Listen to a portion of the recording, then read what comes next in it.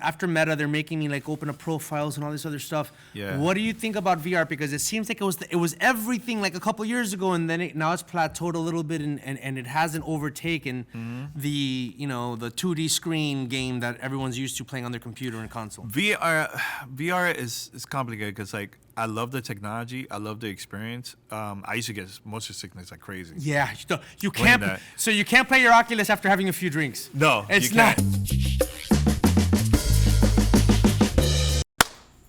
Danny Peña. Hello. You're on Check It Out. Check it out. I like the name, man. Well, it comes from, you've seen Scarface, right? Yeah, I've seen Scarface. That's a classic. Yeah, Angel Salazar. Check it out. Check it out. I actually had him. He was one of the first guests that we had on this podcast, and I told him, that's him saying it. Yeah, so, dude, you are one of the pioneers in podcasting, especially gamer podcasting. You're the host and producer of Gamertag Radio, right? And it's been going on for a bit.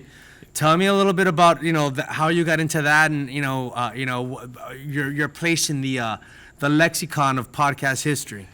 Yeah, so it's a long history because I grew up in Miami, and Kendall. Shout out to everybody in Kendall, Hammocks area.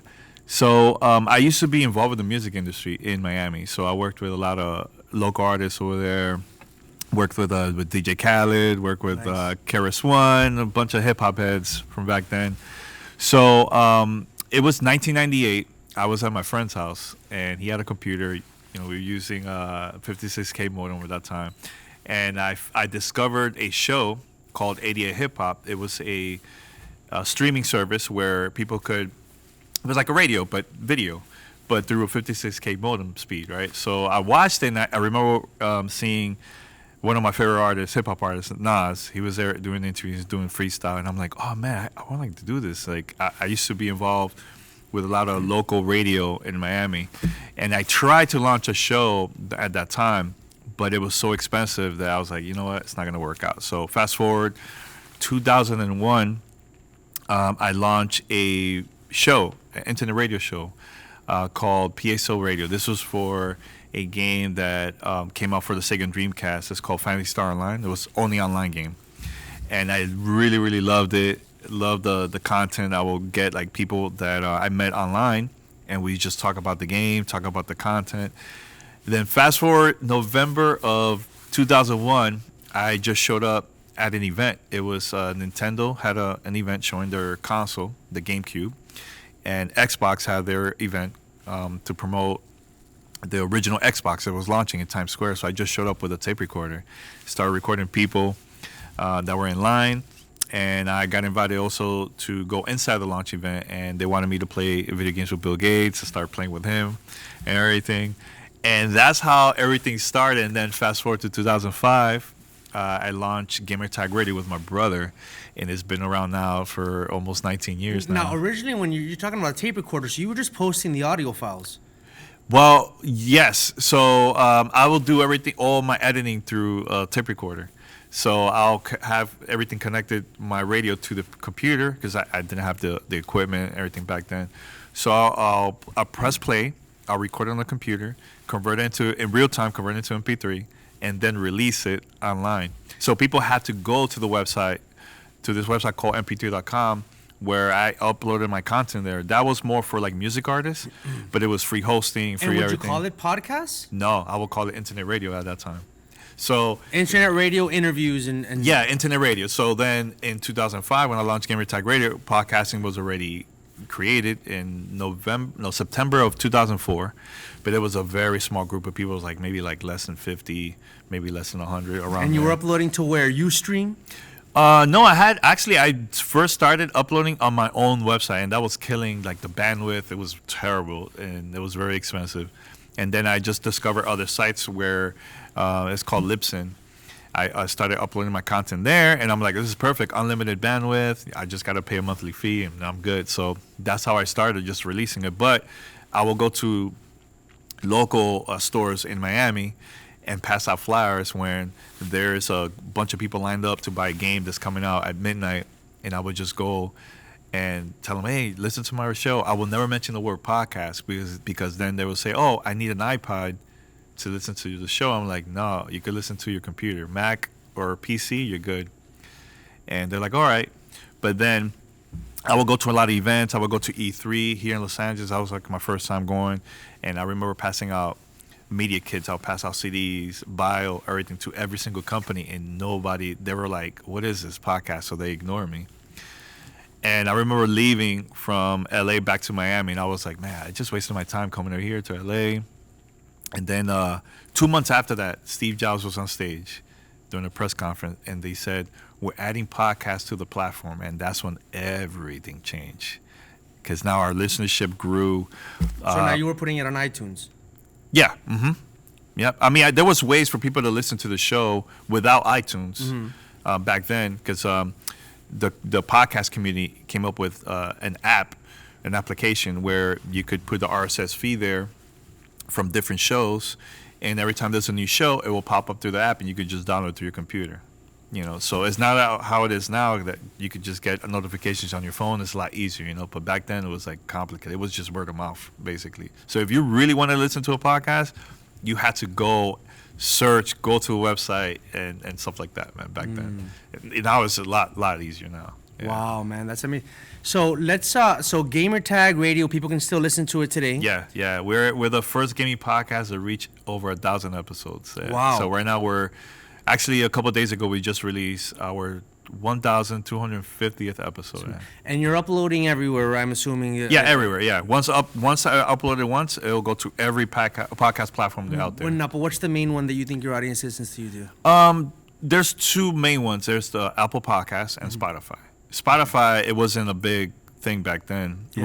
We were also one of the first gaming shows to be there, because they did a very small launch beta for a podcast, and it was small shows there. But now anybody could just submit like shows there to Spotify. Yeah. Check it out is also on Spotify. Yeah, check it out, man. So let's talk about gaming. Okay, you said you grew up in Miami, but you were actually born in New York, right? Born and raised in New York. Yeah. A good Dominican boy from the Heights. Latino power, yeah. Latino, man. Yeah, I grew up in it's between it's in Inwood, Dykeman. It's like close to the Heights. So I grew up there, man. There's a lot of Dominicans around that area. And so how did you get into video games? Tell me the story of video games and how that made an impact in your life. Because I as a kid, I had the Nintendo. I want to talk about some of the old school consoles and stuff. But tell me about the early days for you. Yeah, it was my grandmother. She didn't know anything about games. She actually bought me an Atari 2600 in the mid 1980s. Wow. It was 1984. I bet you loved playing the baseball game on the Yes, yeah. I played the baseball, Pitfall, Defender, Pac-Man. Oh man, it was a lot. So she bought me that. And I think the first two games that I had was Defender and Pac-Man. I mean, the graphics wasn't that great at that time. That was 4-bit, 8-bit? I don't even know what bit is that. That's not even I don't know what bit it is, but it looks. Because the Nintendo was 8-bit. Yeah, and then the Super Nintendo was 16-bit. And then like 16-bit. Yeah, and then 32. Yeah, and then Nintendo 64. Now they don't even talk about bits at this point. Now we don't talk about that. Yeah. No, but back then, man, she bought me that, and I just fell in love with games even more. Because I will go to like the grocery stores, La Bodega, play some arcades. I grew up playing a lot of games like that back then. And then she bought me that, and I was like, man, this is amazing. But what really changed was when I got the original Nintendo and then Super Nintendo. That's when completely changed everything. So I was living in Dominican Republic actually for like a couple of years, and I had a Sega Genesis and Super Nintendo. Wow. And I was like one of the first people to get a Super Nintendo, because I remember my mom went to New York. She goes, yeah, this is a new Nintendo. I don't know what this is. Like, it looks cool. It's different than yours. And when I looked at it, I'm like, Mom, this is the Super Nintendo. What? So Did you already know about it? Or yeah, because I've been reading magazines and stuff like that. And she just surprised you with the Super Nintendo? Yeah, she had no idea. She was like, oh, look, it's like a new Super Nintendo. Dude, you're the product of a loving household. I can already tell. I was like, oh, my God, this is amazing. But a couple of years after that, I was still living in the Dominican Republic, and I mentioned to my mom, I was like, Mom, I want to launch a business. How about we get a venue, and I have a bunch of Super Nintendos, a couple Sega Genesis, and a lot of TVs, but people could play my games, but I'm going to charge them per a couple minutes, whatever, like 15, 30 minutes, up to an hour, but I'll charge per controller. And she looked at me like, let's do it. Like, she didn't even ask any questions. Let's do it. So we rented out, and I made so much money. I was like, I was in my early teens. That was like my first business that I started doing when I was like maybe 14, 15 What were the years games old. that were the most popular games that you would rent out? Oh man, Street Fighter 2, That was huge. Mortal Kombat 2. Yes. There was also sports games like NBA Jam, Yeah. baseball, bases Madden. loaded, Madden. Well, Madden, not at that time. Not in Dominican Republic. Okay. Yeah. I'm trying to remember. I know there was other ones too, like Donkey Kong Country, F-Zero. It was like a bunch of other. Star Fox. Star Fox. Star Fox was a good one. Let's back up a little bit. Okay, so Yeah. here's my video game experience. As a kid, I got the original Nintendo, and that was big for me. I remember came with Super Mario Brothers and Duck Hunter. My mom Duck got me, Hunt, Duck yeah, Hunt. Duck Hunt, and then my mom got me Legend of Zelda, which was one of the first like long play games that you have to commit to. Which Yeah. wasn't even that fun to play unless you. And just there was committed. the gold cartridge. Yes. So what people don't know. Yeah. Yeah, I had That's- the gold cartridge, and then, but then the games that I loved the most, Town and Country, Skate and Design, or is a skater game. Oh, Skate or Die. Skate or Die. Skate or Die. I remember. You know what? I used to play the arcade of that a lot in New York. too. Fantastic. Yeah. And then the Konami games, which were all basically Track different and iterations. Field, Well, it's Life Contra. Force and Contra. Contra. And Contra was my. That's my. I loved Contra, but Yeah. Life Force was like the spaceship version of it because it was the same thing. You're going, now the famous shortcut that to this day anyone our age that Oh, the Konami code. up, down, left, right, BA, select start. Yes. And you get 30 lives. Yep. That's You know, and it's crazy how iconic that originally a lot of people don't know this, but that was a code for developers to like test out the game. They have a lot of lives and just want to play it, and they forgot to remove it from the Is game. that what happened? Yeah, and it just stayed there, and it just went out. And here's the crazy thing: back then, there was no internet, and we would discover cheat codes like that, or like the way how you blow the cartridge and put it in the system, right? For the Nintendo system. That was all word of mouth. There was no By the way, internet. blow on the cartridge and put it in. Yeah, that's like really old school, man. But that was all the gamers, the gaming community was just like, oh, I heard about this, and it would just go around the world, just spreading word. Like there was people in Dominican Republic that heard about it, but they've never been to the States. They never, they don't know English, but they heard about how to do the Konami code, how to do this, like. So yeah, that was all word of mouth, man. Yeah, and then my friends, as I got into like junior high and stuff, they loved the Super Nintendo. Then there was the Street Fighter. They loved Street Fighter, but when Mortal Kombat came out, and then later on, as we got older, high school, college, my friends were really into what was the other one, the other fighting game? There's Street Fighter, Mortal Kombat. There's Tekken. There's Virtua Fighter. Oh my God, there's so many. You're missing the one that they would. There was a wolf. There was a guy that would turn into like a fireball. Oh, Killer Instinct. Killer Instinct. That was a big one. Yeah. You know what? A lot of people don't know this. Especially like the non-gamers. But the creators of Mortal Kombat, they're Latinos. Really? One Mexican and one Dominican. Wow. Shout out to Ed Boon. Ed Boon's a good friend. He's a good friend. Nice. Yeah. Actually, I remember seeing him last year at an event. He was getting the Hall of Fame at this event called Dice Awards in Las Vegas. That's like a very small industry event, and he was there. And I never met him in person, And I went up to him like yo, like it's important, man, that I meet you because there's a lot of people that don't know that you're Dominican, man. Wow. He's like, oh man. So yeah, we always. What's his name again? Ed Boon. Yeah, see, that's not a typical Spanish last name, so he needs to Oh, of course, yeah. But I interviewed him because I used to work at G4 TV last year, and I interviewed him, and he was telling me, he grew up in Santo Domingo. I mean, now he lives in Chicago. But yeah, man, it was just two Latinos, man, that came out with the most iconic fighting game of all time. Fact, because it took it to another level than Street Fighter, because number one, the graphics they were really realistic. They weren't just cartoonish characters, and the fight moves, the special powers, the iconic what do you call the finish him? Oh, fatality. The fatality, and the one that you turn into a baby. Oh, Babality. I think it was Babality or something like that. Yeah, That's something like hilarious. that. No, old it's school. amazing. It turned into a big thing, movie franchise and stuff. I actually know the producer, Todd Garner. So we're talking about events because we were talking off camera with some breaking news I want to hit up. Even though I don't consider myself a hardcore gamer, I have covered things like E3 throughout the years, and I really appreciated the gaming world. And I love seeing the games come out and the installations and stuff like that. E3 is kind of like the Comic-Con of gaming promotion and and it's that one time of the year where they start releasing all these new things. But you're telling me, and this is gonna come out a couple weeks later after we tape, but you're telling me that this year there might be the last E3, or there might not be another E3 at all? It looks like it's gonna get canceled, and times have changed, man. You know, like the time that we used to go back then, it was more for companies to promote their products, their games to retailers and investors, right? And they'll have like the couple of the gamers there, but that was more for like industry event. Then slowly the public will go in there. You know, for me, I just launched Gamer Tag Radio. I just showed up. You know, I managed to get in. You know, E3 was very hard back then to get access to it, right? But now, throughout the years, companies could just do their own press conference video, right? Release it on YouTube, and they get millions of people to buy the products, right?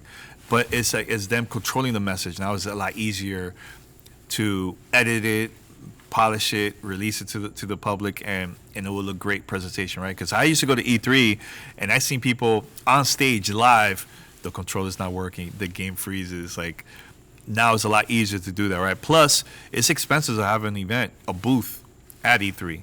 Why not go to a different venue during the week of E3 and have your own event from your own company, invite people there, invite influencers, media, and just do it like that. And it's a lot cheaper than paying so much money on through E3. So I think a lot of companies been backing out because they're like, yo, what's the point? You know, the first gaming company that started doing that back then of just stopping press conferences was Nintendo. And Nintendo did that during the time where Wii U came out. There was not that many games, so it was easier for them to just like, hey, let's just do a digital press conference. And they did it, and it just went well for them. And look at the Nintendo Switch. There was no event at E3 for the Nintendo Switch.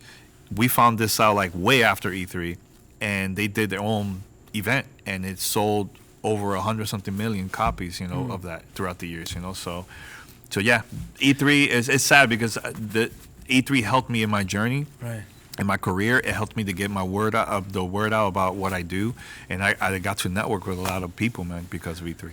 Now, where's gaming now? Like, you know, we're talking about when we grew up, it was about the console, right? And yeah, there was arcades. The internet comes on board. You know, you're doing your radio shows on the internet. A lot of gaming moves online as well. Even the consoles now, which I find this annoying with the Xbox. I gotta sign in to a Microsoft account, which I always forget what it was, and I always forget the password. You know, and resetting and all that stuff drives me crazy. That drove me crazy. Yeah. But what, like, so there's this online portion, you know, and then there's games that are just available online that you just play on your computer. Are they as good as the ones on the console? Like, where's gaming now? Gaming now is oh man. Where does it live now? Well, everything is just online, man. You know, you could sign in. You have it's like, think of it as like Netflix. You log in to using your account. All the content is there, and you could just press play. But do people would they rather circumvent the console and just go straight and just have a cool computer and buy a control for the computer? Yeah, but here's the thing: there's people that don't like to buy digital games. They'd rather buy, still to this day, a physical game because they don't need to sign in and all that stuff. They just put the game in there, and it's a lot easier. Or God forbid something happens that the service goes down, you don't have access to your games because there's no way for you to get in. But as long as you have your physical, you're good. You know what I'm saying? So, but the thing is with now, I think the focus has been how can, let's say, a company could reach out to more gamers instead of just one console. So for example, like Xbox, they have their games through PC, through the console, but also through the phone and through Samsung TV because of the cloud. So I could just log in to my account on Samsung TV at home without using my console, and I just have a controller Bluetooth connected to the TV, and I could just play games by just streaming. The same exact game, the same exact game, same quality, everything. So now there's not going to be any more consoles then. That's the path that's going, man. You know, things are changing, and honestly, seeing that it's better because there's people that can't afford to buy the console. You know, it's easier for them maybe other ways to play it, maybe through their phone, through their Android device, and just connect the controller there and just play. You know, I remember during the pandemic in 2020, I I was living in New York, and I got access to the cloud, the xCloud subscription service, and I went to Central Park, and I'm in the middle of Central Park using a 5G connection through my phone, and I was playing games like that. I was playing Gears of War, Halo, Minecraft. I was just playing like that on the go, using my phone and a controller. So that's the path that we're going slowly. Do you play video games like all day? All the time. Well, not all day. I mean, I do other stuff, but I have to because I review a lot of games. Yeah. I do a lot of interviews, for research and stuff like that. Like actually after this, I'm going to go to an event. Right. Because there's events happening now all the way to the summer because there's a lot of games coming out. This year, a lot of games has been delayed to this year from last year because of the pandemic. And now everything is coming out this year. So it's like almost every week I have something to do, what I'm saying? Like to attend events, play the games and everything, interview people. And esports, is because we're saying like it's the next thing. Is that how do gamers feel about esports? Like because one thing I totally understand playing video games. I love playing video games. Sure. When I go to my friend's house, I'm down. But the phenomenon of people watching other people play video games. Explain that to me. Explain that to somebody from like outside the gaming world. I'm gonna keep it as simple as possible. Do you remember when we used to go and play arcades back then? Right. And we're lined up. We put our quarter right on the screen. Okay, we're next, right? And we're seeing other people playing, let's say Street Fighter or Mortal Kombat, and we're like, they're like, oh man, this is a good match. Think of it as like that. Or when people are at home right now, they do the same exact thing, but they watch it through Twitch. They watch it through YouTube of other gamers playing games, and it's like people enjoy that, Are they also looking to learn the tricks, the shortcuts? Tricks, yeah, because like let's say my wife, she's also from the gaming industry, and she loves this game called Marvel Snap. It's a mobile game, and she just goes online and she watches this creator that breaks down like, okay, these are like the best cards in order for you to have like best matches, and in order for you to win, try these ways and everything. And she does it all the time. I'm watching videos too. If that's like a game that I'm curious, because back then I used to read a magazine for a review and to see screenshots of a game. But now I can actually see actual people playing these games, and that will help me to make my decision if I'm going to buy or not. When it comes to esports, a couple of weeks back I got invited to a tournament for Street Fighter 5, because part 6 is coming out. So yeah, I went there. There was gamers from around the world competing. Actually, there was a Dominican player that won the world championship.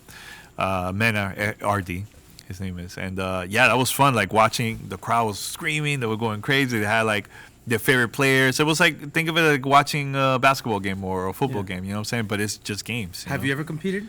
No, I never competed. My brother have in the past. He tried Halo for a while. Did he get far? Yeah, he was like top 16 out of like hundreds. Can you earn money? Yeah, you can earn money. Yeah, there's people that I know that gotten millions of dollars, sponsorships. Like winning tournaments, sponsorships. Winning tournaments. Yeah, I mean, even if you don't go far, companies will sponsor you for, hey, rock my logo on your jersey with your team, like that type of thing. There's different ways. Or you could do ads with them, online, everything like that, because you have a fan base, and they want for you to influence like your followers, your community, to buy their products and to know about their product and the company. So there's different ways to get money, but you don't have to become like a number one player to win. It's like content creators, same thing. Influencers, like all that stuff is the same. Very interesting, and I respect it because the gaming community it is a community that a lot of people outside of it don't understand.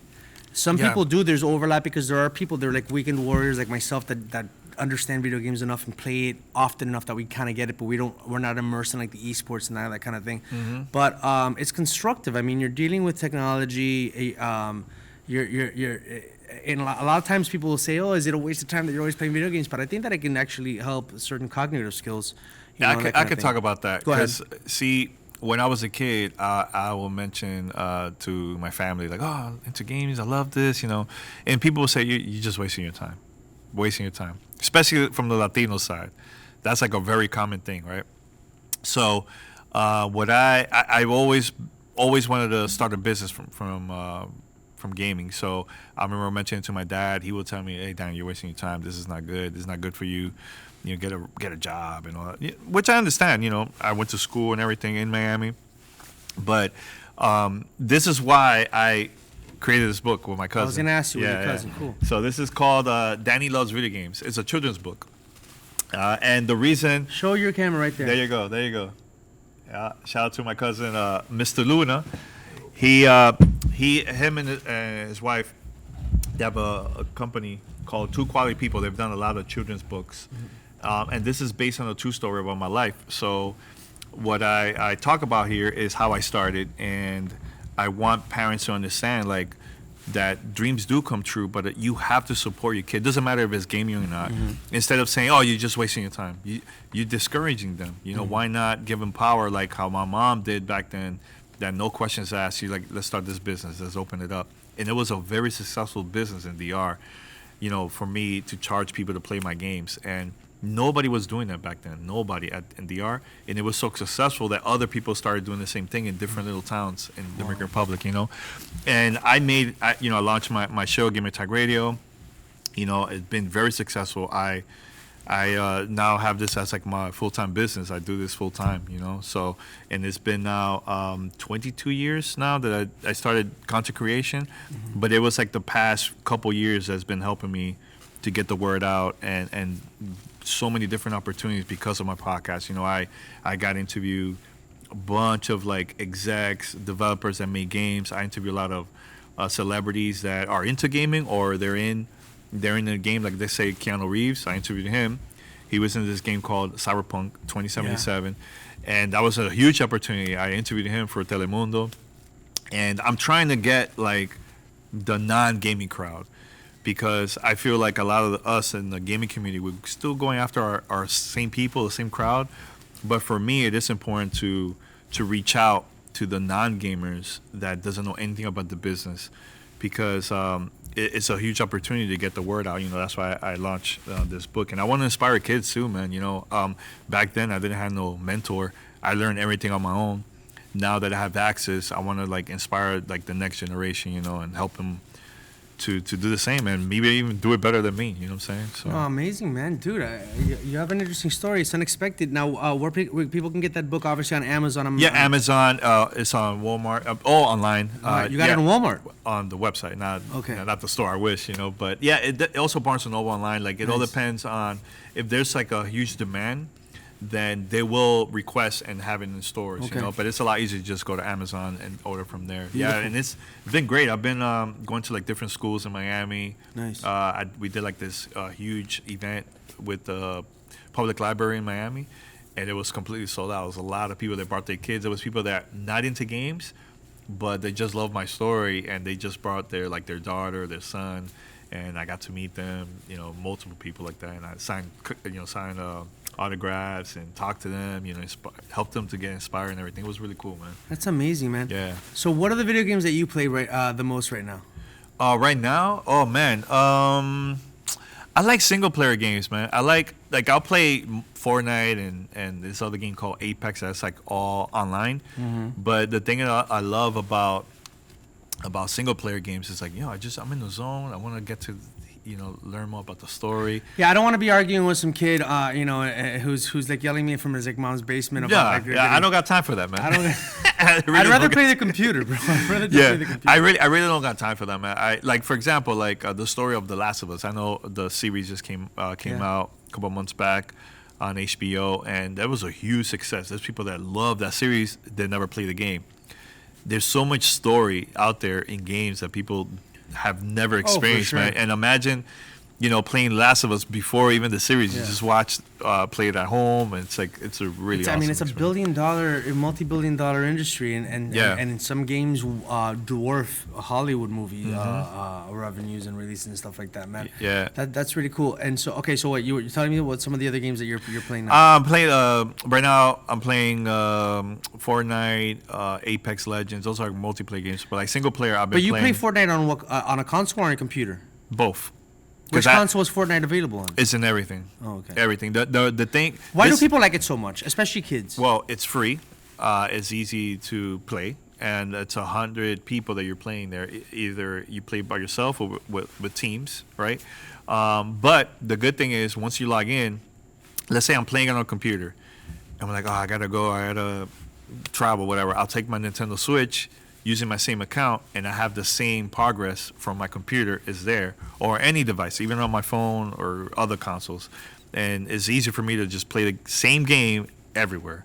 You know what I'm saying? So I love that. But like single player games, I've been playing a lot of, I love horror games. So like Dead Space is good. That's a really good scary game. Cyberpunk 2077, I'm playing that still. This other game called Returnal is for the PlayStation 5 and also for PC. Difficult as hell. That game is really difficult. Returnal. It's a single player game, but it's one of those like you go far, you die, you start from the beginning.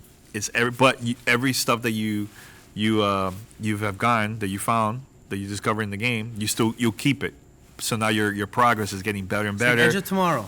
Yeah, but every time you play, the world changes. It's the same world, but location changes, everything changes. But yeah. Okay, I gotta ask you this now, as a gamer, do you think that we're living in a simulation? You know what? You know what's crazy? I remember watching the first Matrix. Okay. I had to watch it multiple times to really like understand the whole thing. I remember watching it. This was in this movie theater in Kendall 9. I remember Kendall 9 Theater. I used to work there back then too. They were the first ones that had the THX or some sort of like high def digital. High def, yeah. And I was there when they put it in there into the theater. It doesn't exist anymore. Last movie I saw there was like the 2005 reboot of the zombie movie where they're in the mall. Was it Return of the Dead, Land of the Dead, Day of the Dead? I wasn't there at the time, but I was like in the late 90s since you worked there. Okay. But anyway, so I watched Matrix. And I remember looking at everybody in the theater like, yo, is this real? Like, we're like, is this world real or what? Like, it was very mind-blowing watching that for the first time in the movie. So, yeah, I don't know. Sometimes it feels that way, right? Awesome. So, yeah. All right, we're gonna wrap it up. Sure. What's the last thing I wanted to ask you about? Mm-hmm. There was something that came to mind. I'm not gonna ask you about. Oh, I could mention something. Go ahead. A lot of people don't know this, man. It is important for me to do interviews like this, especially from the Latino community, because I have a really great story that I want to spread the word about it. Also, first Latino to get inducted in the Hall of Fame. Congrats, man. Podcast Hall of Fame. There's not that many Latinos that in the podcast industry, and I'm glad that more and more people like you guys, are getting into podcasts, because back then we had to go to the radio and find a station that we like, and hopefully they'll play something that we like, right? Now is, you know what? I just want to listen to conversation. Let me go and search for Check It Out. Let me search for Gamer Tag Radio because I want to get into or learn more about games. Like now we have the options of what type of content we want to consume. It's a lot easier now more than ever, And from a creator, there's a huge business when it comes to like podcasting and content creation too that a lot of people don't know. So whenever you guys get the chance, whoever's watching this and listen to this, go online, do some research and try it out. Maybe it will work out for you, or maybe you'll have fun creating cool content, man. I've been doing it now for so many years, so why not? Dope. And maybe somebody runs into you online and plays you one of these video games, one of these horror video games. Oh man, I'm down for that. Hey, VR games is pretty cool. Oh, that's what Well, VR. You reminded me. That's what I was gonna ask. That was the missing thing. Yeah. So I do have an Oculus, and I have been. I do like the physicality of it. There's a game called a boxing game, Throw the Fight, which is a workout and a half. It's okay. This I can see how you're now mixing video games and a workout because you're moving and you're working up a sweat, and it's as realistic as you can get. Where with using things but. After Meta, they're making me like open up profiles and all this other stuff. Yeah. What do you think about VR? Because it seems like it was everything like a couple years ago, and then now it's plateaued a little bit, and it hasn't overtaken the 2D screen game that everyone's used to playing on their computer and console. VR is complicated because like I love the technology. I love the experience. I used to get motion sickness like crazy. Yeah, you can't. So you can't play your Oculus after having a few drinks. No, it's you not. Can't. You can't. You Nah, will be you will get. spinning. You know what? I feel like the amount of people that are supporting VR is very small. It's a very small percentage. You know, just a couple weeks back, PlayStation just released the PlayStation VR 2. I got early review copy from PlayStation, and I enjoyed it. Like, I never owned a VR device at home, but I could see where it could take gaming. It's like a different vibe, man. Like, when you play the game, you feel like you're part of the game. Yeah. You know, I love that part. But the majority of people can't afford a console or a PC and then buy those expensive VR headsets. You know, that's the part where companies need to figure it out. How can they make it cheaper that the average person could buy? You know, that think of it, the Wii when it first came out, the remote. Everybody bought that. Everybody. Even there was people that non-gamers that bought it, play with their families, and it was very successful because it was cheap. You just buy it, play, and you're good. With VR, I don't see that. You know, I just see like a very hardcore crowd buying that. A hardcore crowd, I can see them, you know, supporting that. But that's about And it. the thing is that the traditional video games are now at a point where the graphics look so photorealistic. You don't get that in VR.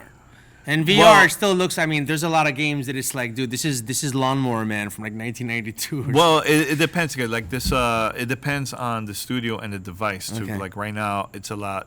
We're gonna see even better graphics with this Unreal Engine. That's coming out.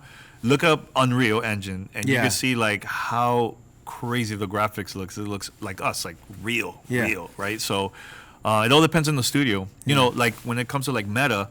For them, it's more like, let's keep it simple. Let's not go too high tech when it comes to the graphics. For them, it's more about the experience, not about the graphics. But there's some studios that they're going all out with graphics, man. Yeah. Danny Peña. So where they can look up a gamer tag radio anywhere. It's gonna pop up. Yeah, look up Gamer Tag Radio, and it will any podcast app we're there. And look me up, Danny Peña. You can follow me on Twitter. I'm very very active on Twitter, man. Yeah, right, man. dude. Thanks a lot for 305 representing. Hell yeah! Thanks a lot for coming through, man. Anytime, I really enjoyed man. it. You're an easy guy to listen to, man. I could talk forever. We could do like multiple episodes here. Awesome.